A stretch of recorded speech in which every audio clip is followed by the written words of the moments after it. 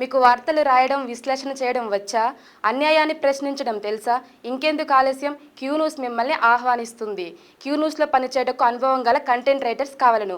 సంప్రదించవలసిన నెంబర్లు 8688926084. అదేవిధంగా జాబ్ క్యాలెండర్ ప్రకారం జాబ్ క్యాలెండర్ రేపు అసెంబ్లీలో డిక్లేర్ చేస్తా అని చెప్పిన. ఇంతకుముందు 10 ఏళ్ళు ఏ పొజిషన్లో అయినా గ్రూప్ 4 కావచ్చు, గ్రూప్ 3 కావచ్చు, గ్రూప్ 2 కావచ్చు, గ్రూప్ 1 కావచ్చు, ఆర్ అదర్ డిఎస్సి కావచ్చు, పారామెడికల్ కావచ్చు, గురుకుల్ కావచ్చు, లేకపోతే పోలీస్ దాంట్లో ఎప్పుడు ఉద్యోగ నోటిఫికేషన్లు వస్తాయో, ఎప్పుడు నియామకాలు జరుగుతాయో తెలియదు. ఎవ్రీ ఇయర్ మార్చి 31 లోపల అన్ని శాఖలలో ఉండే ఖాళీలను తెప్పించి జూన్ 2 లోపల నోటిఫికేషన్లు ఇచ్చి డిసెంబర్ 9 లోపల సంవత్సరంలో ఉండే ఖాళీలను అన్ని భర్తీ చేయడానికి జాబ్ క్యాలెండర్ని తీసుకొస్తున్నాం. దాని చట్టబద్ధత చేస్తున్నాం. ఎవ్రీ ఇయర్ ఎందుకు మీకు యూపీఎస్సీ రిజల్ట్స్ వస్తాయి, ఐఏఎస్, ఐపీఎస్, ఐఎఫ్ఎస్, ఐఆర్ఎస్ ఏవైతే సివిల్ సర్వెంట్స్ ఉద్యోగాలు ఉన్నాయో అన్ని ఖాళీలు ప్రతి సంవత్సరం క్రమ పద్ధతిలో తెప్పించి క్రోడీకరించి క్యాలెండర్ డేట్స్ ప్రకారం ఆటోమేటిక్గా పరీక్షలు నిర్వహించేటట్టు ఉద్యోగాలు ఇచ్చి ఒక సిస్టమ్ డెవలప్ అయింది యూపీఎస్సీ.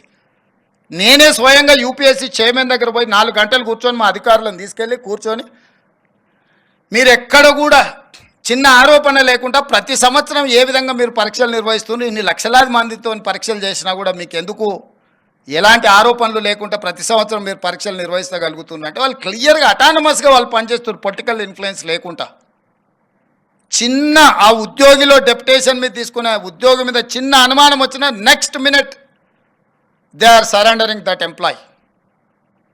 కానీ పబ్లిక్ సర్వీస్ కమిషన్లో లక్షలాది ఉద్యోగాలు ఇచ్చే పబ్లిక్ సర్వీస్ కమిషన్లో మొత్తం అవుట్సోర్సింగ్ వాళ్ళని తీసుకొచ్చి పెట్టారు. వాడికే ఉద్యోగం లేక అవుట్సోర్సింగ్ వస్తే వాడు గ్రూప్ 1 ఉద్యోగాలను నియమించే బాధ్యత వాడి కంప్యూటర్స్ మొత్తం అంతా వాడికి అప్పచెప్తే వాళ్ళు ఏం చేస్తారు, ఎట్లా చేస్తారు? నియమించిన పబ్లిక్ సర్వీస్ కమిషన్ మెంబర్లను మీరు చూడండి. ఒక ఆయన ఆర్ఎంపీ డాక్టరే. ఆర్ఎంపీ డాక్టర్ అంటే గ్రూప్ 1 ఉద్యోగిని ఇంటర్వ్యూ చేసి డిసైడ్ చేస్తాడంట. అంటే ఆశ్చర్యకరమైన పరిణామాలు తెలంగాణ రాష్ట్రం వచ్చిన తర్వాత గతంలో జరిగినాయి. అందుకే స్పష్టంగా గ్రూప్ 1 ఉద్యోగిని ఒకవేళ నియమించాలంటే, సిలబస్ ఫైనల్ చేయాలంటే, లేదంటే ప్రొఫెసర్స్తో మాటని క్వశ్చన్ బ్యాంకింగ్ రెడీ చేయాలంటే ఆ పని చేసేవాడు అంతకంటే కొంచెం పై చదువు ఉన్నోడు, జ్ఞానం ఉన్నోడు, అవగాహన ఉన్నోడు అందులో ఉండాలన్నది నా ఆలోచన. నిరుద్యోగులకు రాజకీయ పార్టీలలో మేము ఉద్యోగం ఇవ్వలేదు, మేము టికెట్ ఇవ్వలేదు అంటే వాళ్ళని తీసుకొచ్చి పబ్లిక్ సర్వీస్ కమిషన్ మెంబర్ని చేస్తే వాళ్ళ ఆలోచన ఏముంటుంది, వాళ్ళ విజ్డమ్ ఏముంటుంది? నాకేం పని లేదో నాకు ఒక ఆయన ఉద్యోగం కనిపిస్తే నేను కూడా నాకు తెలిసిన ఏం పని లేనోనికి ఇంకో ఉద్యోగం ఇద్దామనుకుంటా.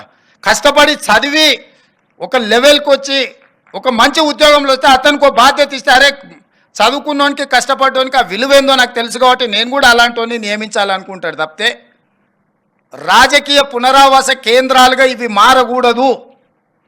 విద్యా సంస్థలు ఏవి కూడా రాజకీయ పునరావాస కేంద్రాలుగా మారకూడదు అనేది నా ఆలోచన, మా ప్రభుత్వం యొక్క విధానం.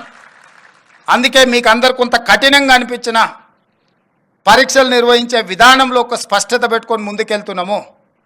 నేను బాధ్యత తీసుకున్న మరుక్షణం 90 రోజుల్లో 30,000 ఉద్యోగాలు ఎల్బీ స్టేడియంలో పిలిపించి మరి ప్రతి ఉద్యోగికి వాళ్ళ నియామక పత్రం నేను నా చేతులతోనే అందించిన.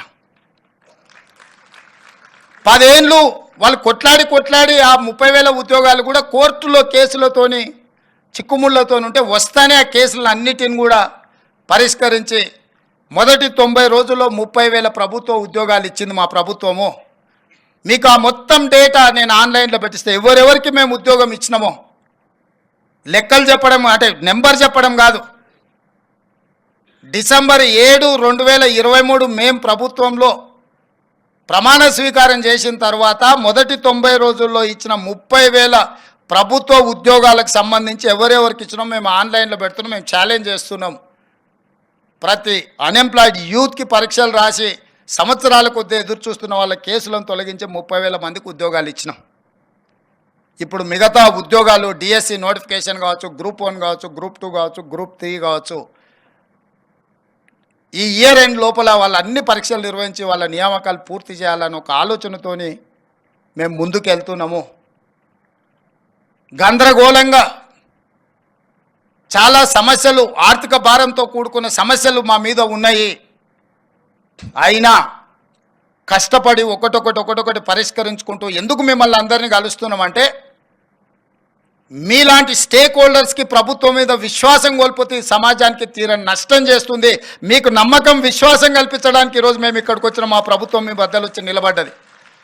తప్పు చేయాలన్న ఆలోచన కానీ తప్పుడు విధానాలను ప్రోత్సహించాలన్న ఆలోచన మాకు లేదు. అందుకే మీ మధ్యలో వచ్చి నిలబడ్డాము. తప్పు చేయాలనుకుంటే 4 గోడల మధ్యలో కూర్చుంటాం. తప్పులను సరిదిద్దాలనుకుంటే మీ అందరి దగ్గరకు వచ్చి మీ ముందర నిలబడి మా ప్రభుత్వం మాట్లాడుతుంది. ఇది మా విధానం.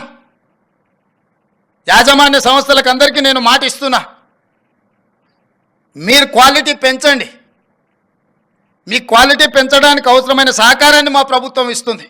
మీ ఇంజనీరింగ్ కాలేజీలు జేఎన్టీయూ అఫిలియేటెడ్గా ఉన్న ఇంజనీరింగ్ కాలేజీల యజమానులకు నేను చెప్తున్నా, నిరుద్యోగులను ఉత్పత్తి చేసే కర్మాగారాలుగా మీ ఇంజనీరింగ్ కాలేజీలు మారకూడదు. మీరు ఉద్యోగ ఉపాధి అవకాశాలు మీ క్యాంపస్ నుంచి బయటకు వచ్చిందంటే వాడు ఒక ప్రయోజకుడు ఈ సమాజ నిర్మాణంలో భాగస్వాములను తయారు చేసి బయటికి పంపించే విధంగా మీరు ప్రయత్నం చేయండి. మీకు అవసరమైన సహకారాన్ని ఇచ్చే బాధ్యత మా ప్రభుత్వం తీసుకుంటుంది అని చెప్పి మీకు అందరికీ చెప్పదలుచుకున్న. స్కిల్ లేకుంటే సర్టిఫికెట్ ఉంటే ఉద్యోగం రాదు. ఇది వారసత్వ సంపద కాదు. తాతల నుంచి తండ్రులకు వచ్చి, తండ్రుల నుంచి కొడుకులకు వచ్చి, కొడుకుల నుంచి వాళ్ళ పిల్లలకు పోవడానికి యాన్సిస్టర్ ప్రాపర్టీ అయితే వారసత్వం కింద బదిలీ చేయొచ్చు. స్కిల్ అట్లాంటిది కాదు. స్కిల్ ఎవరికి వాళ్ళు నేర్చుకోవాల్సిందే, అప్గ్రేడ్ చేసుకోవాల్సిందే.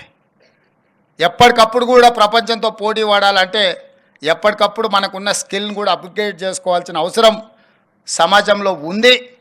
దానికి అవసరమైన ప్రణాళికలు మీరు సిద్ధం చేయండి. మీరు అన్ని రకాలుగా మా ప్రభుత్వాన్ని ఎప్పుడు ఏం కావాలన్నా చెప్పుకోవడానికి మీకు అవకాశం ఉంటుంది.